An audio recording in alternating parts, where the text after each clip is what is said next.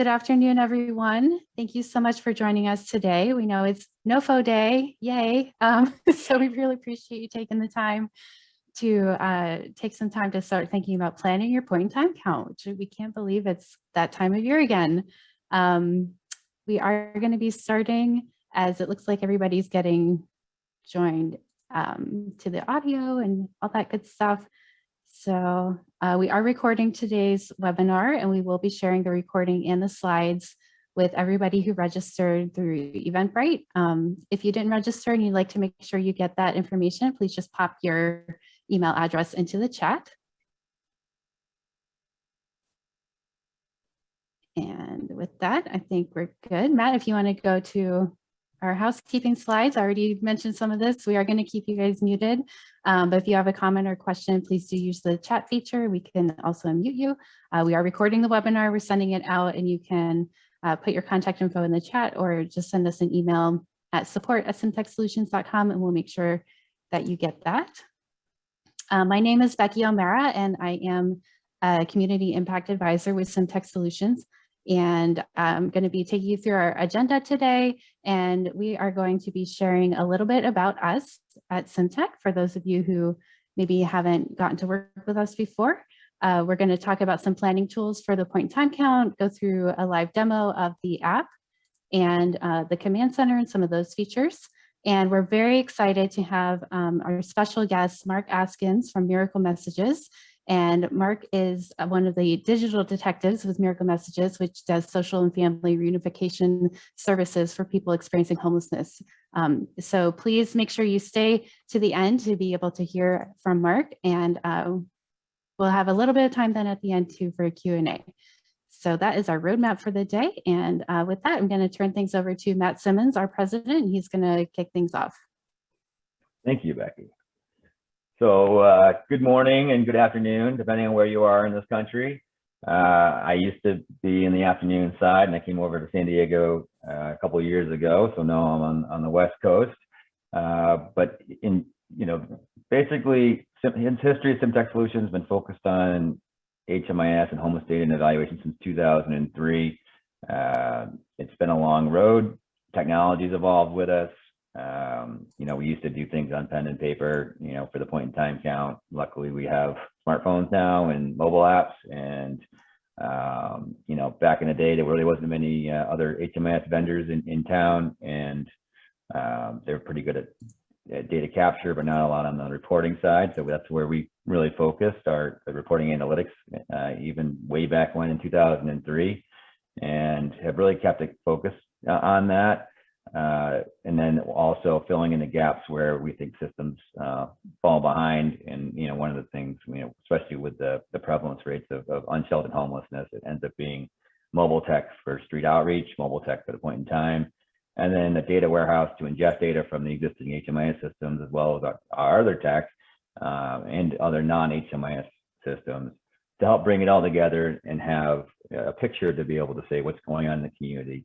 Are we doing an effective job? Using things like performance monitoring dashboards, looking at trends over time with the point in time, also at project level. And for those of you who just did the NoFo, formerly NOFA, even with the point in time report, I still call it Chart K for those of you that are sometimes in the back of my head. But yeah, so we have, for that, we have rating and ranking tools. So just letting you know that we do more than the point in time count in mobile tech for that. I know a lot of you are familiar with in that one lane, but we are broader than that. And partially it's because I'm not doing this solo. I've got a team of really dedicated, passionate people that believe in what we're doing. So thank you for inviting us to be a part of your team, and just letting us be the back office and hopefully adding capacity through automation and better tech. So counting us, show the way, homeless data, those are our three main products. But maybe there's gonna be a fourth, because we're trying to figure, whatever the gaps are, that's where we want to focus. We want to be able to focus where the need is the most. But right now that seems like plenty for us to chew on. So all right, jumping into counting us, that's and the point in time. So The focus of this one really is on the planning considerations. We're leaning, you still have a couple of months, and for some of you, that's plenty of runway. For some of you, it's like, what? But the nature of the beast is a lot of communities are still just reeling from, maybe you haven't even pressed submit on the NOFO. But, there's one deadline after another. And then there's luckily the pause after PIT for most of us, maybe not for yourself, but maybe. But for now we've got this window of time. Luckily, we've been doing the point in time work using GPS-enabled surveying technology since 2013. With originally the HUD point in time counting tool. Now we have the Counting S application. So a lot of it is already baked in, and we've been evolving our solution over time, and we'll be sharing some of those optional features to do more than just the GPS enabled surveying, and now getting more upstream into the volunteer recruitment process, to setting up count teams, to running the count, and then actually learning from the count activities afterwards. So we've broadened our offering. So as you're getting into this count planning strategy, some of you already have contracts with us and have already decided what features you want. Some of you are contemplating whether to use mobile tech for this year. So you're at that stage of it. But regardless of whether you use our tech or you're going to do a paper-based count, these are the considerations that you have to factor in when you're making your planning decisions. So how big is your area? What are you going to have for volunteers to work with? Are there other grant opportunities, funding opportunities, things that are pressing in your community? Maybe you need a sanctioned safe parking lot. So because you're seeing needs in the community for that. So maybe this additional research request that you have from the point in time count to help inform a big community decision that needs to happen coming up soon. Health and safety considerations. So not only is it obviously COVID is still here, yay. But you also sometimes you have communities that pre-COVID where it's just areas you just don't want to send people without maybe some backup. So I know there was one community that you had to wear boots if you went to a certain area because people would break glass so they could know when people were creeping up on them. That's a safety consideration. And then we had another community where sharps were an issue, so people would be using needles and weren't great about disposal. So there's certain areas where you didn't want to go for that. So things of that nature. But then now of course we have COVID on top of that. Budget, what do you have to work with? So if you're on a shoestring, then you have to be creative about, if you're going to be giving out care packages or care kits, maybe you can get donations instead of just going out and buying gift cards.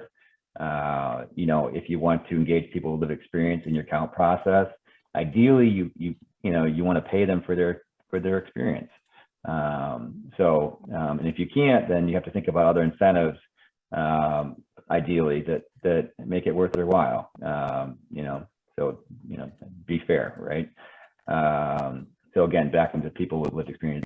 Ideally, if you want to incorporate them into the count, we have seen better success rates. If people who already know the streets can help be your guides to help you figure out where people are, that there's value there. And it's also on the surveying aspect of it, if you can have someone that has been there, I think there's a little bit more of a sensitivity baked in, and just a mutual respect because they know where that person is because they've been there. So I definitely would encourage including people with lived experience in your count process if you can. And how are you going to engage those people? That's a factor to consider too. Like how are you going to recruit a diverse pool of volunteers and paid workers. So on that, participation incentives go both ways. Getting people to come out and volunteer, but then on the other side, getting people to complete a survey. There's naturally some trust issues.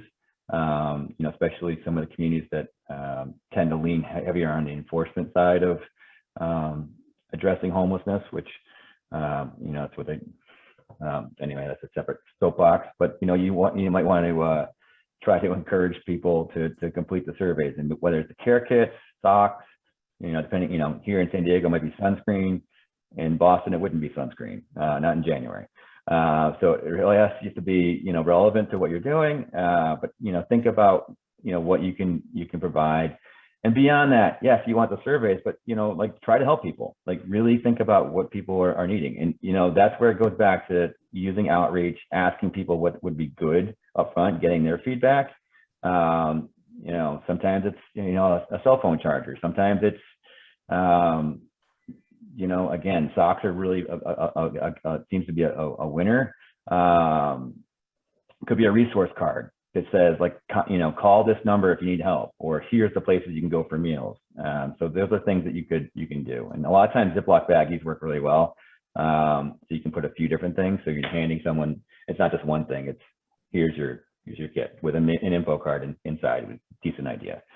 You have to think about whether or not you have language barriers in your community, and if you have people that speak those languages being part of the count process, and if you need to have multilingual surveys.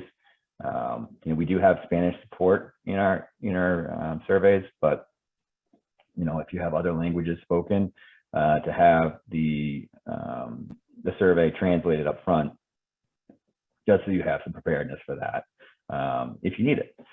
And then, once you think about how the volunteers, do you have enough coverage?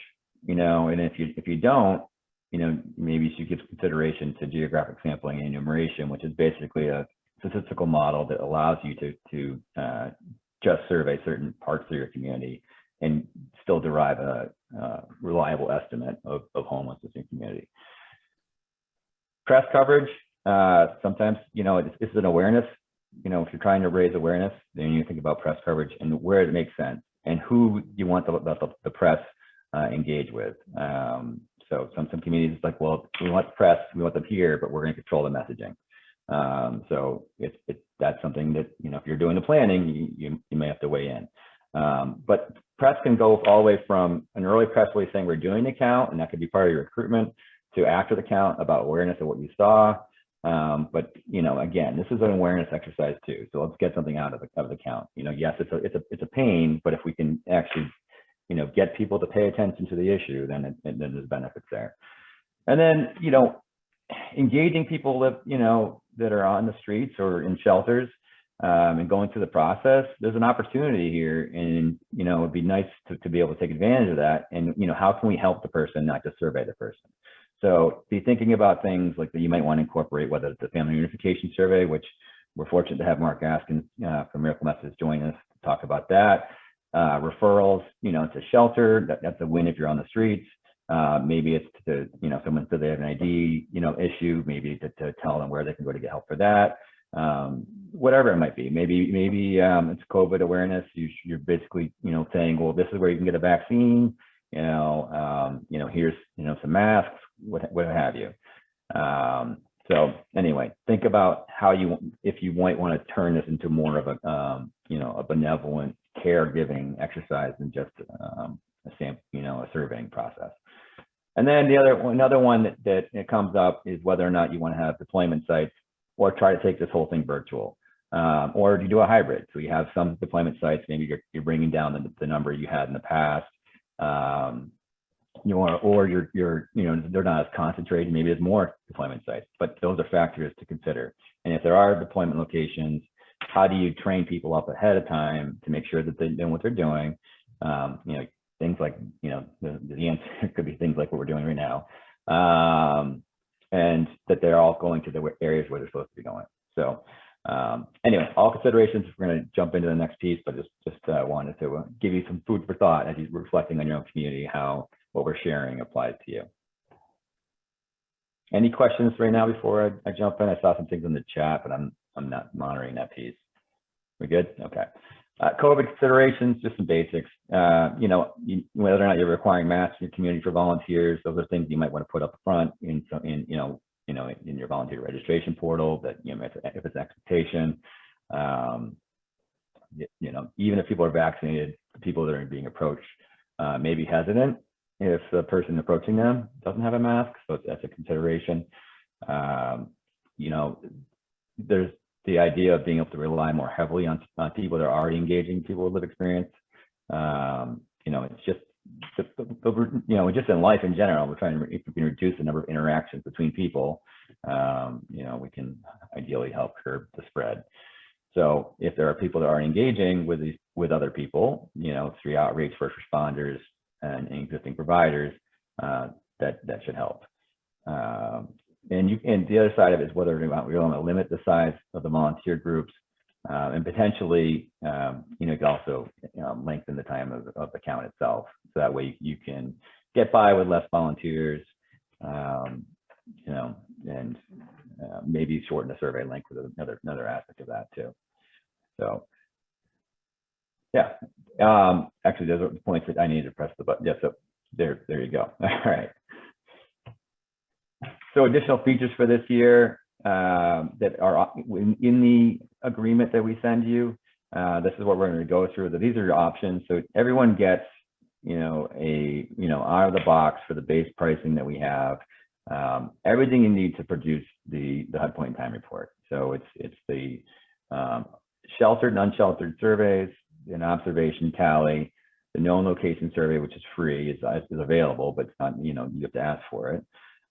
You can have Spanish surveys if you want, also free. Well, you need to ask for it, because if it doesn't apply, then don't do it. And then the family reunification survey is another one that is included. But the other pieces, like customizing the questions, that takes work on our end setup, and a little bit of work on your end, because you have to tell us what questions you want to ask, and sometimes you need to meet with the committee and figure out, like, what are we going to ask. Volunteer registration portal, that we'll go through that. You want to include that. Do you already have enough volunteers? Do you not need that? Just from meeting on last year. Small communities may not need region count team management, but the bigger ones, like some of the balance of state COCs that we support, we've supported 14 of them as an example, that they need that. Or some of the bigger cities. We have some football cities. I like to call them, like the city's big enough to have a football team. That they need a way to split up their hundreds and hundreds of volunteers into neighborhoods and have an effective strategy that way. And then the geographic sampling enumeration piece we'll touch on. Again, if you don't have the volunteer base that you need to have a true, effective canvassing strategy, then there's alternative methods that we can lean on. If, and maybe you don't know if you need it until you've already done the volunteer recruitment, and you're like, what, we're not gonna make our mark. So our goal is to have 150 volunteers, and we've got 70, and for whatever reason we're not going to make it, so we have to go to plan B. So for any of you that don't have an agreement in place, we tried to send them out. But if you do need one, you can just email me personally. I'll take care of that. It's matt@simtechsolutions.com, and we'll get you one to review. But just know that these are the optional features that you can have within that. And the other thing I want to say, the other thing that comes included with all of this is our support. So we're behind you, whether you do additional features or not. We've got a virtual help desk, and you've got access to our team, before the count, during the count, after the count. So it's just an email away, ted@simtechsolutions.com, and we'll show you how to get to the virtual help desk. All right, going on. So pre-count, these are all steps to do, you can be doing now. And, that's the stage we're in, is pre-count.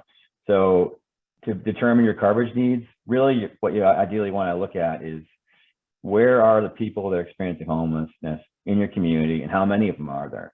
And so we'll talk a little bit about that, what you have to pull from.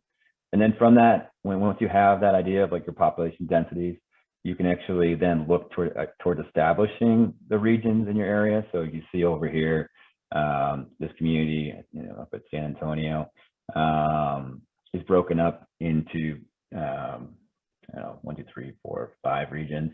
And within those regions, you'll see we've got from the known location survey, there's pinpoints that have been dropped down.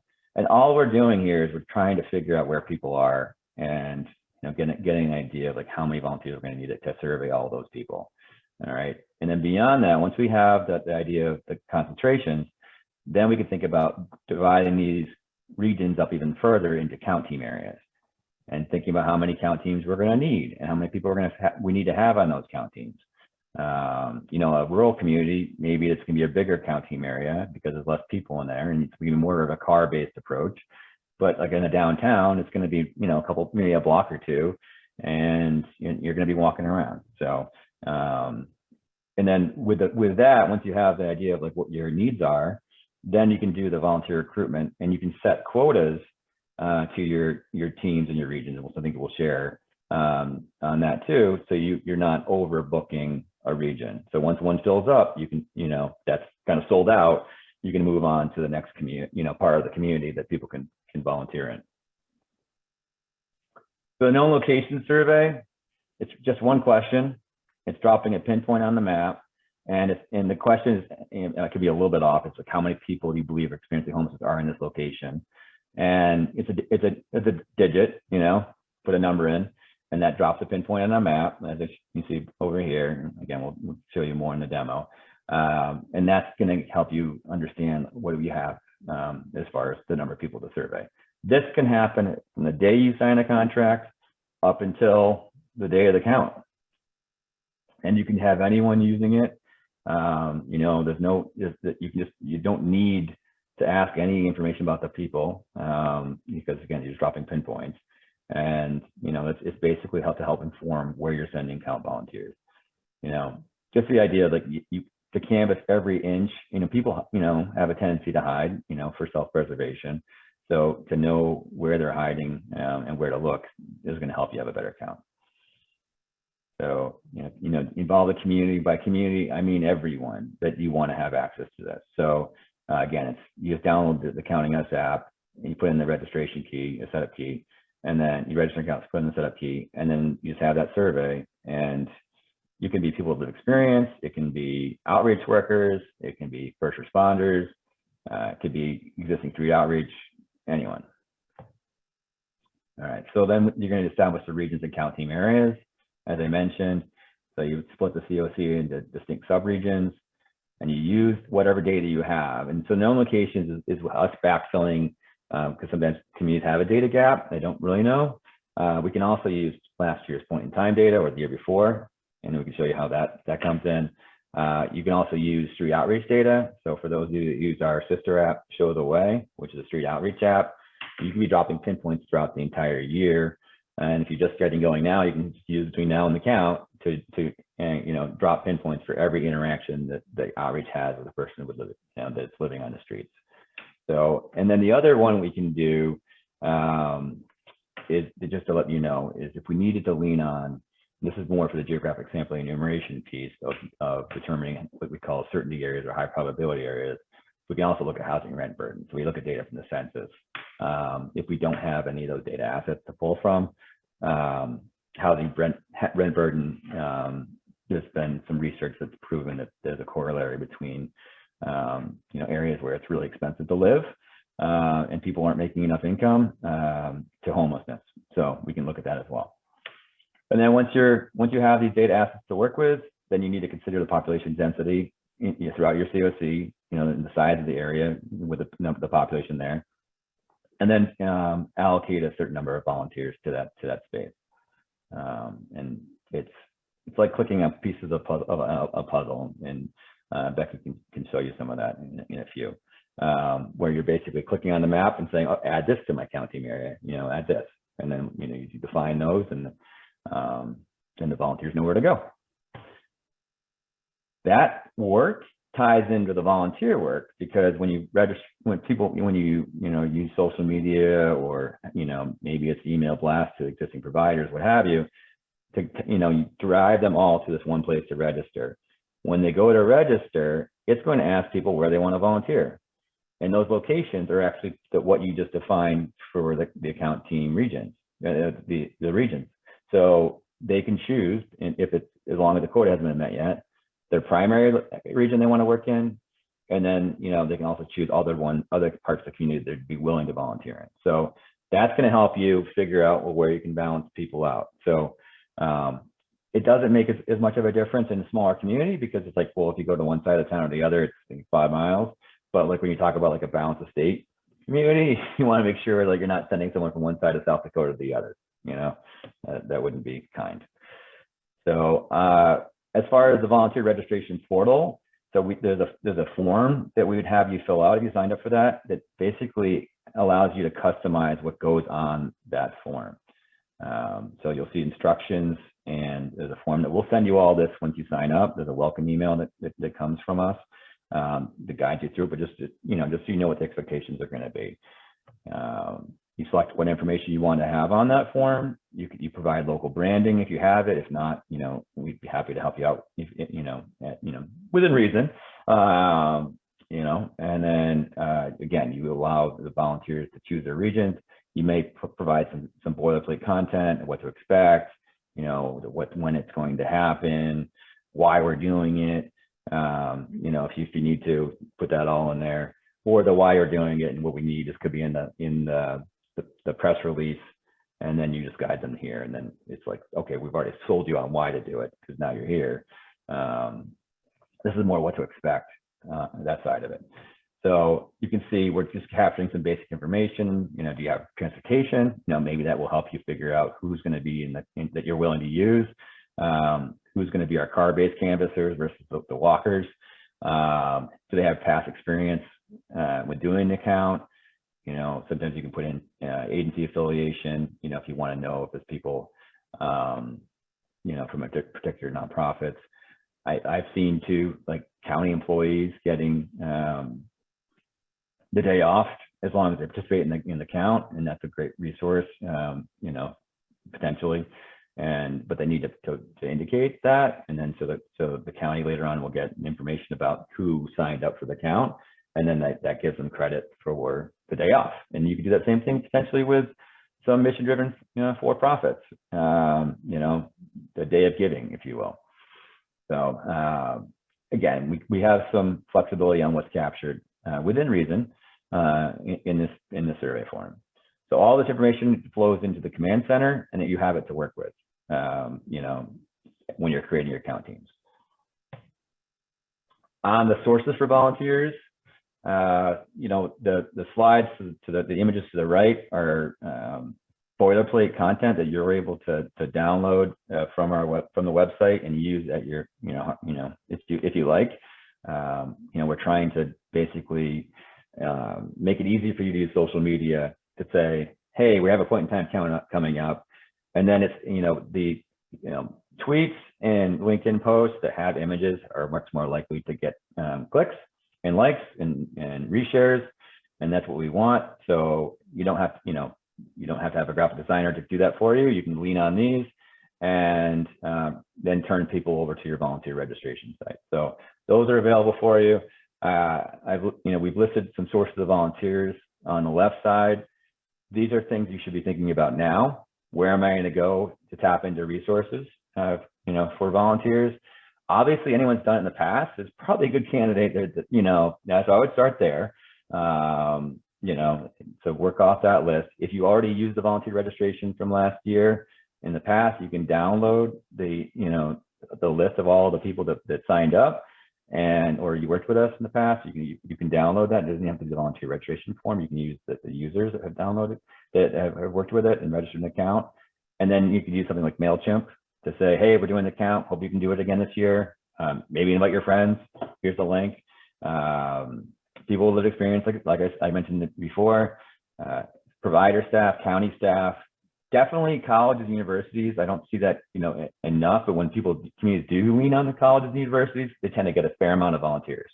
So a lot of communities have what's called service learning components, where they integrate the volunteer work into a learning curriculum.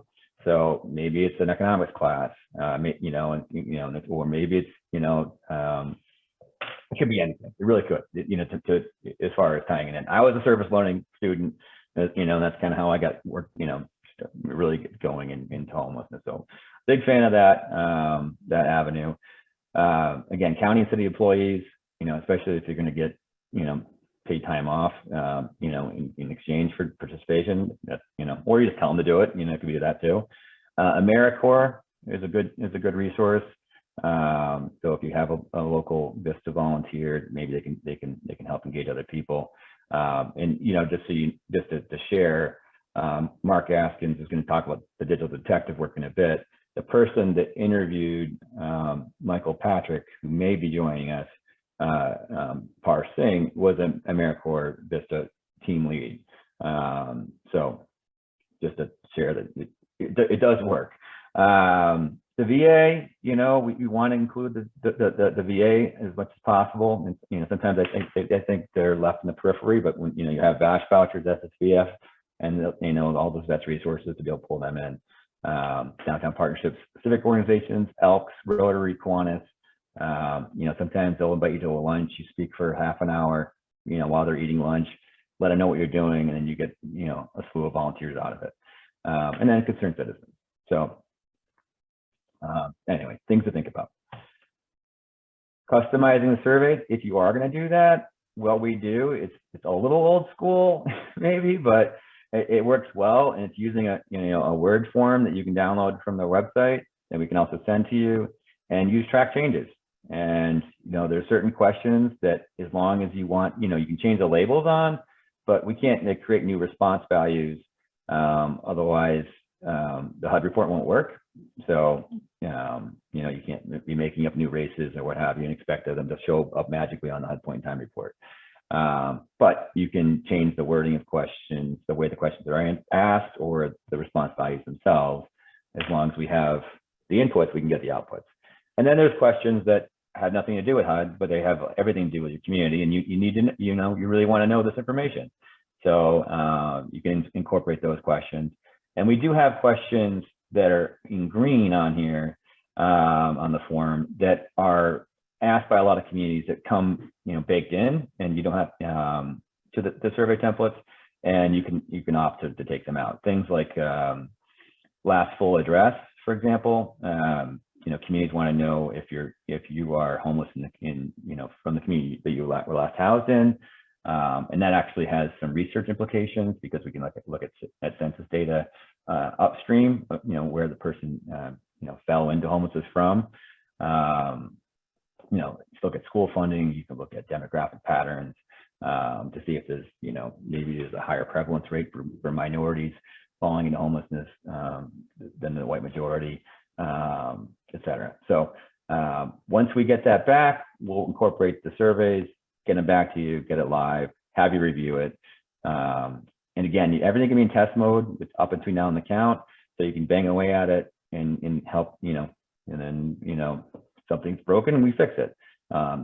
It's rare, or maybe the wording isn't, you want to revise, but whatever it is, you get it out there, you get it reviewed, and then we're good to go for the count. So that's that process. Geographic sampling enumeration, again, basically what I'm just showing you is that in this case, it's Connecticut. They were able to only focus on 40% of the entire state, and basically leave off 2/3 of the state, almost, by using what's called geographic sampling enumeration. So focusing on the high probability / certainty areas, whatever you want to call them, canvass those, and then do a random sample of the areas that you're not sure if someone's going to, that's homeless is going to be there. And when you add the two together, the extrapolated value from the random sample of those low probability areas on top of your high probability areas that you did canvass, you can derive an estimate.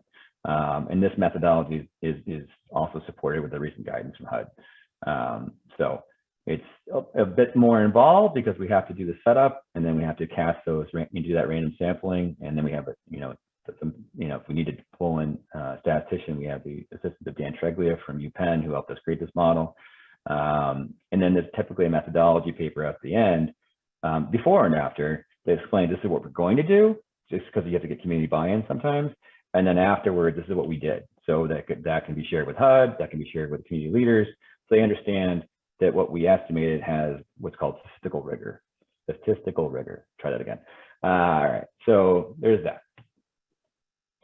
And then again, just to keep aware that, you can also be doing the point in time count all year round, by using outreach tech, that if you really have an idea of who's homeless on your street on any given night, then you have your point in time information. So if you can curate that on an ongoing basis, you can lighten the load for the night at the point in time count. And for this year, we are piloting a date, more of a data match for those that do use Show the Way, so we can see what information we can pull in to create a better record. See if we miss people, for example, that maybe they were engaged with outreach in the days leading up to the count, but we didn't see them on the night of the count. So basically rounding it off, and then ideally at some point we get out of the work in a lot of communities of doing an annual exercise and just again going towards this targeted by name list, knowing who's homeless, knowing what sub target population they're in because of different resources that you can use to assist different people. So vets, chronic, youth, etc. And be able to curate those by name lists over time and get people housed. And this approach too, you'll also be noticing some states are funding a lot more as far as encampment remediation, they're calling it. And here in California, there's $50 million appropriated towards encampment remediation. And in Houston, we're doing some really effective work of helping to bring those encampments down through a housing focused approach. So just something to keep in mind, if you know who's in an encampment and you say an encampment needs to be cleared out for health and safety reasons, maybe it's trespassing, etc., to be able to work the list and get people into housing is a much more humane approach than a 3-hour notice on a telephone pole. So, and again, this is all this is all part of, like, we just want to help people, right? And so I would be remiss not to share about the outreach tech, because that's really the goal of that is to help people over time. We do have some new features. Becky will cover all of these, not all of these, but a lot of these in the demo itself, and put too much pressure on you. We do have a time limit. But just so you're aware, one of the key things is obviously the HUD changed the data standards for HMIS. So we had to, while we haven't seen new HUD point in time guidance, typically that comes out sometime around now. We've already making the leap to update the questions to align with the HUD data standards for things like the new gender question. There's some label changes as far as ethnicity. There's just a couple of minor tweaks in there as well. So we're already set for 2022, the changes, and when the HUD guidance comes out, and we had confirmation through AAQ that we can expect these changes to happen. So just so you know, we are taking advanced steps on those. All right. So any questions before we jump into a demo? I see a lot in the chat, but I haven't had a chance to read anything. I think we've been able to keep up with it pretty well, but we're also sharing lots of FAQs, and we can do some Q&A at the end too. All right, excellent. Well, with that, I can stop sharing. If you want to take over the reins, Becky. Sure. Hopefully you can see the web version of Counting Us. Yeah. Awesome. There we go. All right. Thank you, Matt. That was great information. And thank you all again. I'm going to be going through a lot of what Matt just talked about, and we do have lots of resources on our website if we don't get a chance to see everything, but we're going to jump right in. So Counting Us can be downloaded on your phone or mobile device from the App Store from Google Play or Apple. You can also access it online at counting.us. This might be a good option for some of your shelter providers who might be participating in the count using Counting Us. So just general accessing the app, if people have not yet had an account, they can register here. We just get some basic information, especially their cell phone number. This is important for people who will be out in the field on the night of the count, so you can actually see the surveys that they're submitting in the regional command center and see if maybe they're consistently skipping a question or something like that. You can actually reach out and contact that volunteer on their cell phone and just let them know that they need to collect that information. They do create their password here, submit their registration, and then they can just log into the app. Matt was talking a little bit about our volunteer registration portal and some region and team management. So a nice feature of that is when people register through a volunteer portal, it actually creates their account with Counting Us directly. So they won't have to go through the step of registering. They can just use the forgot password link to set their password for that first time, and then they'll be able to log right in. So I'm going to go ahead and do that.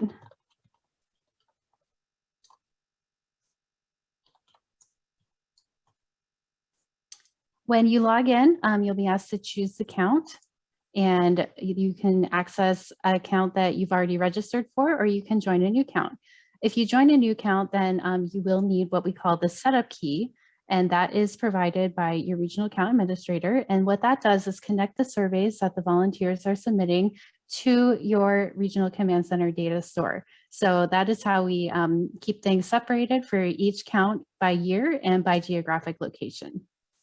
I'm going to go ahead and join our demo for this year. You get confirmation that you're in the correct count, and what you can do is go ahead and get started. So when you click the Get Started button, you'll see that we're in test mode currently. And as Matt mentioned, you can submit any surveys that you'd like during this time. Those won't be included in your final count results or the PIT report, because we know it's great to have volunteers have the opportunity to get comfortable with the app, submit a few surveys, save some drafts, see how the app flow goes, and just really be ready when it's time to actually start counting. In the regional command center, your local count administrator can actually make the count active when it's time for that. And those test submissions actually disappear, and they can start fresh with your actual count data.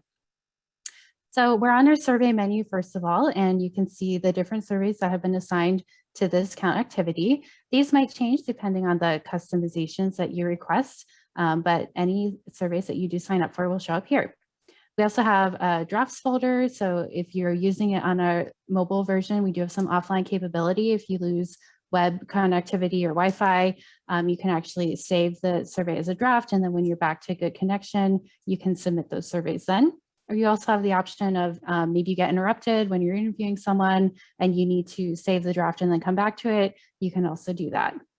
On the map itself, you'll get an outline of where you are. And if you are assigned to a specific area using our region and team features, then you will see your specific area that you're supposed to be counting in. So this can be helpful for volunteers so they can see where they're supposed to go and what area they're expected to be counting. If they would like to see a little bit more about that, they can come to our new My Count feature of the app. This was added last year, and they can see their region and team assignment if one has been provided to them. That is view only, so they can't just change their team assignment without the local administrator being involved. And we also have My Survey completion counts, and what this is going to show you is how many surveys you have successfully submitted. So sometimes volunteers at the end of the day are just kind of curious, like how many people did I talk to and submit surveys for? So they'll get a running count there. And they'll also get a drafts reminder if they have any drafts in that folder. And they are either ready for submission if they weren't connected to Wi-Fi and they just said, you know, this is complete. I'm going to submit this as soon as I'm back on Wi-Fi, or they have the option to say, I still need to work on this one. So you get a delineation there. And then we also have general help information to give some information about the point in time count and the different surveys that might be available and how they might decide which survey might be appropriate. So just taking a look, we'll talk about the known location survey since Matt mentioned that in the count planning portion. And what this is just the simple one question survey. So we do have the volunteers set their location. For known locations, if you're just trying to log a bunch ahead of time, you know that there are people in a specific area, you can actually drag this map around. You can zoom out and get to a completely different area. You can also enter an address if you prefer to do it that way. Once you're satisfied with the location, then you just hit this next step button. And it's just this one question: how many people do you believe are experiencing homelessness here? And depending on the number that you enter, there are different color pinpoints in the command center that can be helpful with the count planning. So we'll take a look at that. They just submit the survey, or they have the option to save it as a draft, as I mentioned. They get a confirmation that it was successfully submitted. They can click OK and keep going with the surveys. Just so you can see what the unsheltered survey looks like, we do have the option for individuals or households. If you do a household version, you just put in the number of people in the household, and then you get a separate survey for each household member, and that ties those responses together. So you have that for your PIT report. I'm going to do an individual, same thing with setting your location. And then we always start with this: have you already been interviewed today? And if someone has, you just go back because you don't need to ask them the questions more than once. If they say no, then you get some information about their sleeping location. We do have a long list here, and this will help determine if somebody's in a literally homeless situation or not. So if we pick outdoor encampment, we see some of the optional additional questions. There is survey logic involved.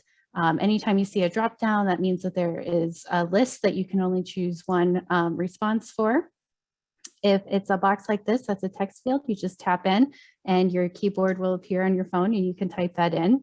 If you see a checkbox like this, and this is the new gender question for the 2022 data standards, you can select multiple options here and select all that will apply.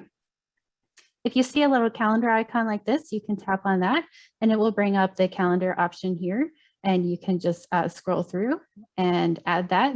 I'm clicking a little too fast, sorry about that, to get their actual date of birth, and you can tap done. This is related to these follow-on questions about their age and their age range. For the PIT report, we do at least need an age range. So if you can't get their date of birth, you could just type in their age if they'll tell you that. But if not, at least get an age range. But you can see these are completed because we were able to get their date of birth. So trying to get towards the streamlining of only the questions that are pertinent and really need to be asked. So you can see some of the additional questions we have here, the homelessness history, which of course will be part of the calculation for chronic homelessness and the adult subpopulations that you need for your point in time count report. And these are some of the other questions Matt was mentioning about if they remember their address, and you can get the full street address and use that for some research, and also some information about if it's related to COVID, and you can get some more information, and this can be really helpful for local planning, natural disaster, similar points there. We also have the different disabling conditions listed here, so you have those for your PIT report. And then finally, veteran status and domestic violence history. And then we also have the miracle messages question, and we're going to hear from Mark soon about that. So just mentioning here that if you do sign on to participate with miracle messages, then the surveyor will just get a note to please complete the reunification survey after that, so we can go ahead and submit the survey, and then we'll be able to see the reunification survey here, and it just is another simple tap to bring up the survey and enter that. I did also want to mention we have an observation tally. Same thing with getting your location, and then we have some areas where you can get descriptions of the person. We really followed the HUD guidance. They released a new observation tally survey last year, and so asking if the person is sleeping, it's probably that the case that they are experiencing homelessness, but if not, then just getting a little more information that can help your count administrators identify if this is somebody who should be counted or not. So wanted to mention that. You can also go back and see some other surveys. The sheltered survey, we do have this available, and we can have the address of the location. And if you have that in the command center, then they don't actually have to do that step of confirming your location. You can just go through and submit your surveys that way. Okay, so I'm flying through this, and if you have questions or need additional information, we'll be happy to share that with you. I'm just going to pop into the command center so you can see a little bit about what we're talking about, the region and county management. Here's our summary. You can see the surveys that are submitted during the count itself. This can be kind of nice to have up on a big screen if you do invite some members of the press or something, local officials.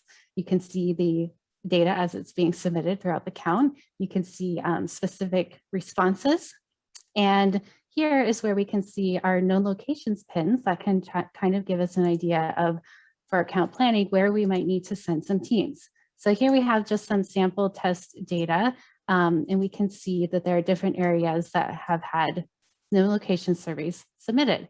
We can see that the pins are color coded, as we said, and this can be helpful, as we said, to say, where do we need to set up our regions? Where do we need to send our teams? So you can also use this map just to see existing regions that you may have created already. And maybe as the locations are coming in the weeks before the count, you can say, okay, we knew we had these regions we needed to set up, but it looks like we need to assign maybe this Brighton area as a region. So how do we do that? We just come over here to our regions tab, And here we can see we already had our downtown region set up and our South Boston region set up. And I'm just going to add a new region. And I already forgot what it was called. Just call it Brighton. And we are creating this new region. So when we come into this, it's kind of a blank slate. And what we want to do is add our region geography. So on this tab, this is where we can again bring in our known locations pins to see what is remaining that hasn't already been assigned and where we need to set this region geography. We can also look at maybe last year's point in time count data to see if it's kind of matching up with what we are seeing this year, or if there may be different areas that we need to set. And all we do is click this Edit Geographies button. We can say yes to that. And now I'm just going to select this area. And this is going to be my new region that I'm going to be setting up. When we do this, this is if you sign on for our volunteer registration portal and you decide to make this available for your volunteers to select their area, this region is now also going to show up in that list. So I'm just going to finish editing these geographies.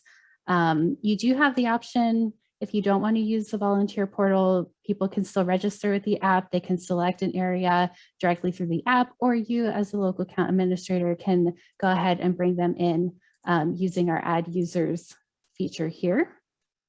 You do want to only add a user to a single region so that there isn't overlap there. So that helps maintain good coverage. And you can also break a large area down into smaller teams as well. If the region ends up looking like there are lots of known locations pins and you think, I think I need to have some teams, so they're targeting a smaller location of this large area. You also have the option to set a color for your region here, and that's what's going to show up on the responses map and then also in the geography map. You can also set a specific volunteer quota for the portal. So what this means is if we say we only need 10 volunteers for this area and 10 people sign up through the portal, then Brighton is no longer going to appear in the registration portal drop-down list because you've met your quota. You don't need anybody else to cover there. So other people who are interested will know where they are actually needed for the night of the count. You also have the option to put in a deployment center address, and this is going to show up also in the portal so people know exactly where they need to go. And if you don't know all this ahead of time, then you can always edit it later, and volunteers can click the update registration button and see later what they are expected to be, where they're expected to be, rather. We also have the option to designate a region admin for a specific region, and this will give those region admins access to these region management tools that you can see and the data that's submitted by the users that are assigned to their region. So you can help spread out the workload of getting all of this set up, especially for larger areas, balances of state and large COCs. Sometimes it helps to have a designated point person for each particular region. So on our regions tab, we do get a nice little summary, and you can see if there are different areas that maybe you need to do some more recruitment in that for volunteers in that area and things like that. Just going to pop over to our demo volunteer portal. This is what Matt was saying. We can customize the landing page here. This is where your logo would go. You can customize the information that is shared here. And then when they click register, we just get their basic information. Some of this is customizable. You'll be able to see the different regions if you decide to go with this option of using both together, volunteer portal and region management. This is where they drop down the regions we've created, and we do have the address of the deployment center set for downtown. So this is where people will know where they need to go. This would be their first choice. You can also let people say a second choice. So if you end up realizing after the fact that you needed to adjust maybe your quotas and send somebody somewhere else, you'll see where they're also willing to go. Do have some sample language here for volunteer release forms. Some communities do a full waiver. I think we mentioned that in the chat. So yeah, lots of customizations available here. And in our FAQ, you'll have lots of information about what we need to know from you so that we can get this set up and going. But the important thing to keep in mind is just getting the regions at least named, so they will appear in the dropdown, and then as you're seeing your responses, your new locations come in, you can always make adjustments to your quota, your geographic region for each region, and how many volunteers that you're going to need in those areas, and if you need to break them down into smaller teams. So that is all available for you there. And with that, I think we only left 5 minutes for Mark. And I'm so sorry about that, Mark. No problem. Thank you so much for inviting me today. And unfortunately, Michael Patrick, whom we helped reconnect with his family up here in Tacoma, he had to go to a doctor's appointment, and so he's not going to be able to join us. He's very well spoken. But let me give you a little bit of background. Miracle Messages was started back in 2015 by Kevin Adler with the purpose of helping our unhoused neighbors reconnect with their loved ones that they may have lost contact with. These days, with everything on the web, it's not as challenging as it was even 10 years ago to accomplish that. What we're doing probably couldn't have been done. Thank you. For the slide there, there's myself and Michael. I'm wearing one of our black Miracle Messages shirts. And Michael was first introduced to us by Symtech, who had, there was a question in the Lake County point in time count as to whether any individuals were interested in reconnecting with a loved one, family member or friend. And Michael said, yes, I would love to be able to locate my mom, my brother. So he got in touch, or he was put in contact with us. We reached out to him, did some searches when we were on the phone with him, and found his mom and her number and her email up in Tacoma. And he said that he would love to visit with her, talk to her. He hadn't talked to her in 20 years. We did a conference call, and there on the spot, they talked together for a good half an hour, exchanged numbers. Then within a month, he was back in Tacoma, and his mom opened up her heart and home to Michael, and he's been a godsend to her, taking care of a lot of her needs. He's extremely mechanically inclined, so fixing a bunch of things around the house. He's been a real partner and confidant and supporter of hers. And this was after, I think he had been homeless for 30 years. He's referred to it as sleeping on with a concrete pillow every night. And we've done this throughout the US with people in shelters, with people in hospitals, referrals from police departments, referrals from other point in time count groups and municipalities. And we have an amazing cadre of volunteers that are connecting people all over the US and all over the world. And we'd love to be able to help you and your organizations and municipalities connect some of the people that you come in contact with their family members. It's a means to help people get off the street, and also if they are going to remain on the street or remain in shelters, it gives them that social support network. Somebody to talk to at Christmas, somebody to call them on their birthday, somebody to share joys and tribulations with. So it's been a very successful experience, and hope, like I said, I hope that you folks can avail yourselves of it. Our miraclemessages.org is our website. Our main number is 1-800-MISS-YOU. kind of fits in with what we're trying to do.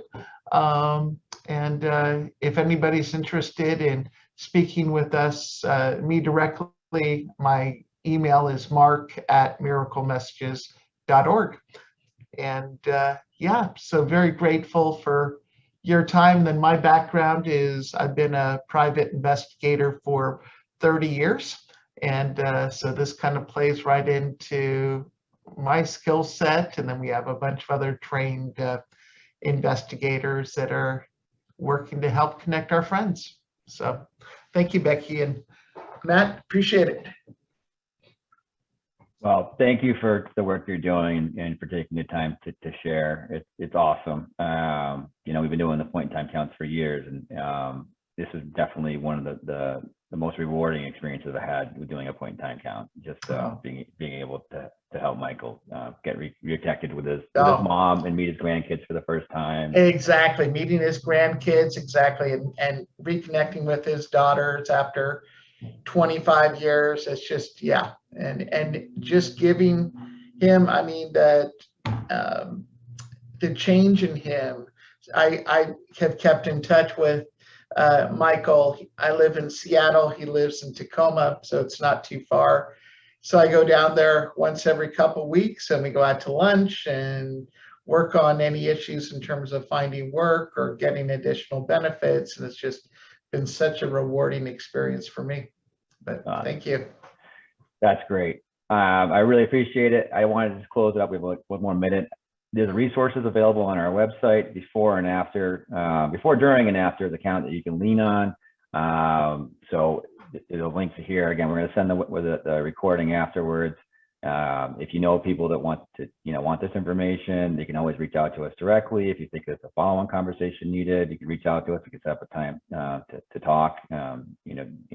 Ask questions that might only pertain to your community. That's totally fine. But we've been doing this for a while, so we have a wealth of resources to lean on between instructional videos, webinar recordings, support FAQs, etc. So definitely have those at your disposal. We talked about Mark.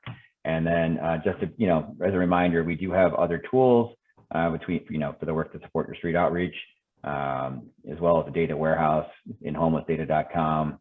So Show the Way is our street outreach app, Counting Us is our point in time app, and then homelessdata.com can be used for performance evaluation, all of your HUD reports, dashboarding, community, prioritization applied to by name lists.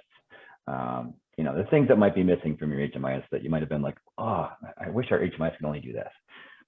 Well, maybe it can. If the data is sent somewhere else, we can do it for them rather than waiting for them to make that release that they've been dangling in front of you for years. So with that said, I really appreciate it. Any other questions that came up in the chat? I think, or that people have, you feel free to, we can unmute you if you want to be easier to talk. And again, don't be shy about reaching out to us directly either. We'll pause for a second, see if any other questions come in. If not, we will try to be as punctual as we can and call this one. And thank you for those of you that are inviting us to support your communities, and for those of you that are curious. Again, we're here for you, and we appreciate the work that you're doing every day. So with that, take care. If we don't talk to you, have a great Thanksgiving, and maybe we'll catch you on the flip side. And we'll take it from there.